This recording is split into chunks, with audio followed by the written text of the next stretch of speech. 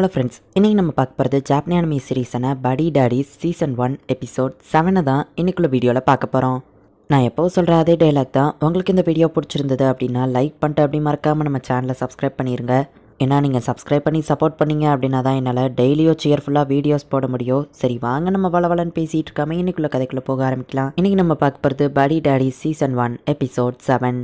கரீன் நீயா அப்படின்னு கியோ ஷாக் ஆகப்போ காசுக்கு எங்கன்னு வா கேட்குறா. இயரில் எப்போவுமே இந்த டைமில் நான் ரொம்ப சோகமாக தான் இருப்பேன் அப்படின்னு காசுக்கு யோசிச்சுட்டு இருக்கான். அப்போ மீறி ஸ்கூல் விட்டு வரா. மீறி பார்த்து ஜாக்கிரதை நம்ம பிடிச்சி இழுக்கிறான். அவ கூட பறந்து போயிருது. ஒரு காரதை கிரஷ் பண்ணிட்டு போகுமோ அவன் ஒய்ஃப் இறந்தப்போ உள்ள சீன் நமக்கு ஞாபகம் வருது. என் கூட போச்சு அப்படின்னு மீறி வருத்தப்படுறா. கவலைப்படாத வேற கூட வாங்கிக்கலாம் அப்படின்னு சொல்லி காசுக்கு அவளை சமாதானப்படுத்தி கூட்டிட்டு போறான். ஆனா காசுக்கு சோகமாவே தான் இருக்கான் அப்படிங்கறத காமிக்கிறாங்க. மீறி வெயிட் பண்ணி வீடு ஃபுல்லா ஈரமாக்காத. ஹே ரே டவல் எடுத்துட்டு காசுக்கு சொல்றான். ரேம் கேம் விளையாடிட்டு இருக்கான். மீறி இதெல்லாம் ப்ராப்பரா ஒரு இடத்துல வைக்கணும்னு உனக்கு தெரியாது அப்படின்னு காசுகி சொல்றான். இப்ப சாப்பிட்டு முடிச்சுட்டு கிளம்புவோம், நம்ம அந்த கார் கேம் விளையாடலான்னு மீறி சொல்றா. அந்த இடம் ஃபுல்லா சிந்தி ரொம்பவே குப்பையா இருக்குது. என்னோட பெரிய டவல் வேணும் ஸ்கூல்ல கேட்டு விட்டாங்களேன்னு மீறி கேக்குறா. ஹே ரே அதை வாங்கினியா அப்படின்னு காசுகி பார்த்தா அது அங்கே சேர்ல தான் இருக்கு. அதுல நேம ஸ்டிச் பண்ணி வையின்னு சொன்னல அப்படின்னு சொல்லி இப்ப காசுகி சேவிங் கிட்ட எடுக்க போகவும் அவன் ஒய்ஃப் கூட இருக்கிற போட்டோவை பார்த்து கொஞ்சம் சேட் ஆகுறான். மீறி ரே கூட கேம் விளையாட போயிட்டா. அடுத்து போய் தூங்கிருதா. காசுகி உட்காந்து அவளோட நேம் அதுல தச்சிட்டு இருக்கா. எல்லா வேலையும் நானே பண்ண வேண்டியது இருக்கு, நீ எனக்கு ஹெல்ப்ஃபுல்லா கொஞ்சம் இருக்கலாம்ல அப்படின்னு காசுகி சொல்றான். அவளை கேம் விளையாட வச்சு நானும் தானே அவளை பாத்துக்கிட்டேன் அப்படின்னு ரே சொல்றான். அந்த கரீன்ற பொண்ணை பார்க்கவோ காசுகி போய் ஒளிஞ்சுக்கிடுறான். டார்லிங் காசுகி என்ன கடப்பக்க வரவே இல்லை அப்படின்னு சொல்லி ரெண்டு பொண்ணுங்க அவனை கடைக்கு கூப்பிடுவோம். இல்ல இப்ப எனக்கு அதுல எல்லாம் இன்ட்ரெஸ்ட் இல்லன்னு அவன் சொல்றான். கையில ஜாமான்லாம் வச்சிருக்கிறத பார்த்துட்டு இப்போ அவனுக்கு புது லைஃப் வந்துட்டா சரி நல்லா என்ஜாய் பண்ணு அப்படின்னு அவங்க சொல்றாங்க. சமைக்கிறேன்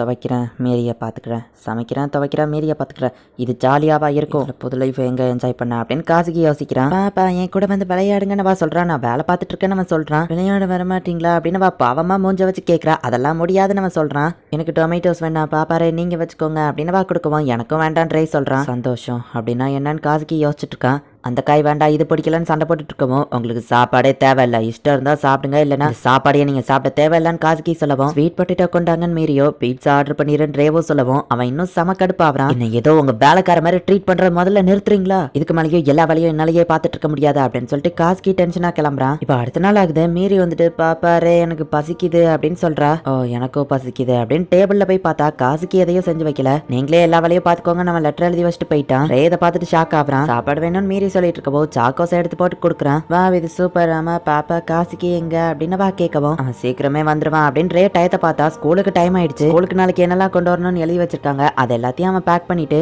அடிக்கிற அவ்வளவு மலையிலயோ ஃபாஸ்டா மீறிய வச்சு கூட்டிட்டு போயிட்டு இருக்கான். பாப்பாரே இன்னும் ஃபாஸ்டா அப்படின்னு வா சொல்லிட்டு இருக்கா. அவங்க ரெண்டு பேருக்கும் பொறுப்பே இல்ல. அவங்களுக்கு பொறுப்பு வர்ற வரைக்கும் நான் அந்த வீட்டுக்கு போக போறது இல்ல. நான் இல்லைன்னா தான் அவங்களுக்கு நான் எவ்வளவு வேலை பாக்குறேங்கிறது புரியும் அப்படின்னு காசுக்கு சொல்லவும் ஆனா எனக்கு என்னமோ நீ உன் லைஃபை என்ஜாய் பண்ற மாதிரி தான் தோணுது, ஏன்னா நீ மாறிட்ட அப்படின்னு கியூ சொல்றான். கரீனது எல்லாத்தையும் திருப்பி கொடுத்துட்டு போயிட்டா. அவளுக்கு வேண்டாமா, நீ அவகிட்ட டைரக்டா பேசணும், யோசிகாவோட ஒரே ஃபேமிலி அவ மட்டும்தான் அப்படின்னு கியூ சொல்லவும் அவகிட்டே எப்படியாச்சும் அதை ஃபோர்ஸ் பண்ணி திரும்ப கொடுத்துரு அப்படின்ட்டு அவன் கிளம்புறான். எப்பவும் எதுவும் மாறாது, அது எனக்கு நல்லா தெரியும் அப்படின்னு காசுக்கு கொஞ்சம் சோகமாகறான். என்ன இது பொறுப்பே இல்லாம ஸ்கூல்ல திறக்காம வச்சிருக்காங்கன்றே பார்த்தா இன்னைக்கு ஞாயிற்றுக்கிழமையா இருக்கு. காசுக்கு திரும்பவும் போய் அந்த கசினோலயே விளாண்டு லைஃபை என்ஜாய் பண்ணணும்னு முடிவு பண்றான். காசுக்கு இல்லாம எல்லாத்தையும் மேனேஜ் பண்றது ரேக்கு கொஞ்சம் கஷ்டமா தான் இருக்கு. பட் இங்க காசுக்கு என்னடா பொண்ணுங்க கூட சேர்ந்து நல்லா என்ஜாய் பண்ணிட்டு இருக்கான். இவங்க மழையில லைட்டா நினைச்சதுனால மீறிக்கு இப்ப சளி பிடிச்சிட்டு இருக்கு. என்ன சாப்பிடுறதுன்னு கேட்கவோ பீட்சா ஆர்டர் பண்ணிக்கலாம் ரே சொல்றான். பாப்பா காசுகி சொல்லிருக்காருல வெஜிடபிள் சேர்த்து இருக்கிற மாதிரி பீட்சா ஆர்டர் பண்ணுங்க அப்படின்னு மீறி சொல்றா. காசுகி இப்ப நல்லா குடிச்சிட்டு வந்துட்டு இருக்கான். அப்போ ஒரு பொண்ணு அவங்க அப்பா கூட போயிட்டு இருக்கிறத பார்த்துட்டு அவனுக்கு மீரியோட ஞாபகம் வருது. ஒருத்தர் காசுகி வந்து இருக்கவோ கண்ணென்ன புடதிலையா வச்சிருக்க அப்படின்னு அவன் கேட்கறான்.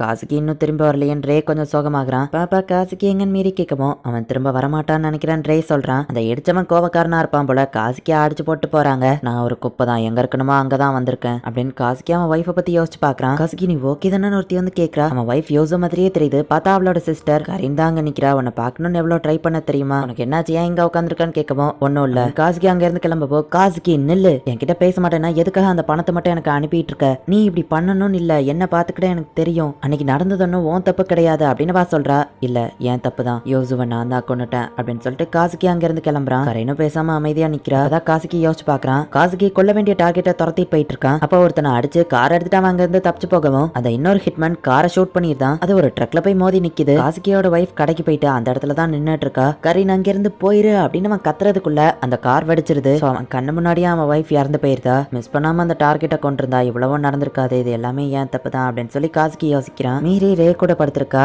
மீரிக்கு ரொம்ப ஃபீவரா இருக்கிற மாதிரி தெரியுது. மீரி ஓகேவா இருப்பாளா அப்படின்னு சொல்லி காசுகி யோசிக்கிறான். ரே டெம்பரேச்சர் செக் பண்ணி பார்த்துட்டு ஹை ஃபீவரா இருக்கு, என்ன பண்றது அப்படின்னு காசுகிக்கு போன் அடிச்சா அவன் எடுக்க மாட்டேங்கிறான். சரி இங்கதான் எங்கேயாச்சும் மாத்திரை இருக்கும் அப்படின்னு சொல்லி ரே போய் தேடி பாக்குறான். எக்ஸ்பைரியான மாத்திரை தான் இருக்குது. மீரிக்கு வேற ஃபீவர் ரொம்பவும் இருக்கு, என்ன பண்றதுன்னு தெரியாம ரே அவளை தூக்கிட்டு போறான். ஆனா ஹாஸ்பிட்டல் எங்க இருக்குன்னு கூட ரேக்கு தெரியாது. காசுகி யூசுகாவோட கலரில போய் நின்னுட்டு இருக்கான். அவன் இந்த இடத்துல தான் இருக்கான் அப்படிங்கறத யாரோ ஒருத்தர் வந்து பாக்குறாங்க. மீறிய ரே வந்து கியோ கிட்ட கூட்டிட்டு போறான். இவளுக்கு ரொம்பவும் உடம்பு சரியில்லை, ஏதாச்சும் பண்ணு அப்படின்னு சொல்றான். ஒரு நாள் காசுகி அடிபட்டு வந்துட்டு இருக்கும் போது இந்த இடத்துல தான் வந்து மயங்கி கீழே விழறான். அப்ப யோசுகா வந்து நீங்க ஓகே தானான்னு கேக்குறா. அவங்க ஃபர்ஸ்ட் மீட் பண்ண இடம் இதுதான், அதை அவன் யோசிச்சு பார்த்துட்டு இருக்கான். என் சிஸ்டருக்கு ரொம்பவும் ஃபேவரட் பிளேஸ்னா அது இதுதான் அப்படின்னு கரீன் வந்து நிக்கிறா. நீங்க ரெண்டு பேரும் ஃபர்ஸ்ட் இங்க தானே மீட் பண்ணீங்க.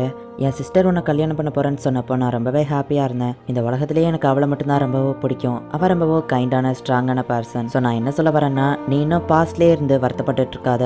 என் சிஸ்டர் இந்த இடத்துல இருந்திருந்தா உன்னை மூவ் ஆன் பண்ண தான் சொல்லியிருப்பா அப்படின்னு கரீன் சொல்லவும் எனக்கு பயமா இருக்கு. என்னாலதான் அவ இறந்தாங்கிறத என்னால மறக்க முடியல. அவ இடத்துல என்னால வேற யாரையும் வச்சு பார்க்கவும் முடியல அப்படின்னு காசுகி சொல்லவும் உன்னோட மெமரிஸ் அது மோசமா இருக்கணும்னு அவசியம் இல்ல. நான் கூடிய சீக்கிரமே பிரான்ஸ்க்கு ஃபேஷன் டிசைனுக்கு போறேன். என் லைஃப் நான் சேஞ்ச் பண்ணணும்னு நினைக்கிறேன், ஹாப்பியா வாழணும்னு நினைக்கிறேன். ஏன்னா நான் சோகமா இருந்தேன்னு தெரிஞ்சா என் சிஸ்டர் என்னதான் திட்டுவா. ஸோ நான் மூவ் ஆன் பண்ண போறேன். ஆமா நீ உன்னோட ரிலேட்டிவ் சைல்டு யாரையோ வளர்க்குறியாமன்னு கேட்கவும் உனக்கு எப்படி தெரியும் நம்ம கேட்கறான். கியூ தான் சொன்னான வா சொல்றா. அது ஒன்றும் பெரிய விஷயம்லாம் இல்லை அப்படின்னு காசுகி சொல்லவும் உன் லைஃப்கான கோல் உன்கிட்ட ஆல்ரெடி இருக்கு, நீ கண்டிப்பா அந்த பொண்ணையும் ஹாப்பியா வச்சிருப்பேன்னு நான் நம்புறேன் அப்படின்னு சொல்லி அவ சொல்றா. வா ஒரு வழியா சன் வந்துடுச்சு, இது பார்க்கவே ரொம்ப அழகா இருக்குல்ல அப்படின்னு சொல்லி கரீன் பாக்குறா.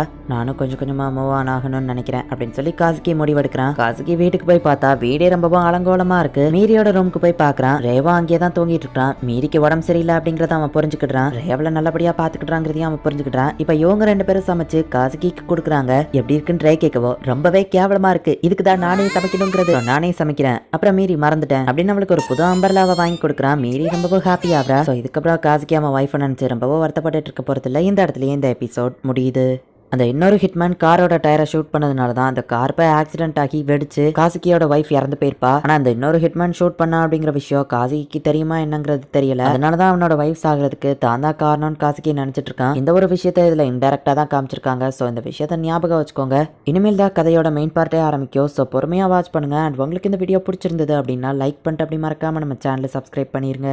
தேங்க்யூ ஃபார் வாட்சிங். Bye guys. நெக்ஸ்ட் எபிசோட்ல மீட் பண்ணலாம்.